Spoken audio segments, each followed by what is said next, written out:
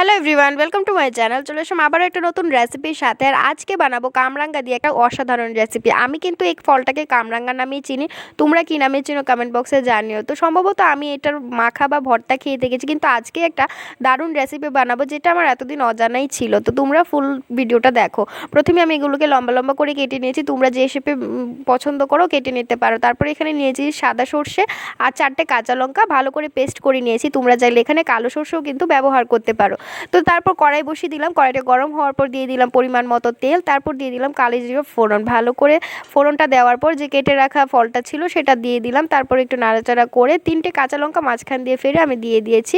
তো তোমরা ঝাল অনুযায়ী এখানে দিতে পারো। তারপর স্বাদ মতো নুন আর সামান্য একটু হলুদ গুঁড়ো দেওয়ার পর ভালো করে মশলাটা মিশিয়ে নেওয়ার পর এখানেই দিয়ে দেবো সামান্য একটু লঙ্কার গুঁড়ো। তো যেহেতু আমি আজকে বানাবো চচ্চড়ি এগুলো, তো আমি এখানে লঙ্কার গুঁড়ো বেশিটা ব্যবহার করিনি। ভালো করে মশলাটা ভেজে নিয়ে দিয়ে দেবো পেস্ট করে রাখা সর্ষেটা। তারপর এটাকে 10 মিনিটের মতো ভালো করে ফুটিয়ে নিতে হবে। ঢাকা দেওয়ার কিন্তু কোনো প্রয়োজন নেই, এটা এমনিতেই সেদ্ধ হয়ে যাবে। তারপর নামানোর আগে সামান্য একটু চিনি দিয়ে দেবে, তাতে কিন্তু টেস্টটা আরও ভালো আসে এই রেসিপিটার।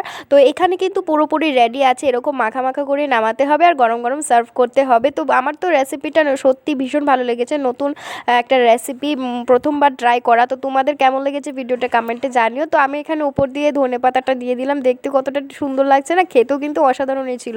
তো তোমাদের যদি রেসিপিটা ভালো লাগে নিশ্চয়ই চ্যানেলটাকে সাবস্ক্রাইব করে রাখো, আরও নতুন নতুন ভিডিও পাওয়ার জন্য। যারা নতুন দেখছো তারাও সাবস্ক্রাইব করে রাখতে পারো। দেখা হচ্ছে নেক্সট ভিডিওতে, ততক্ষণের জন্য bye bye, thanks for watching.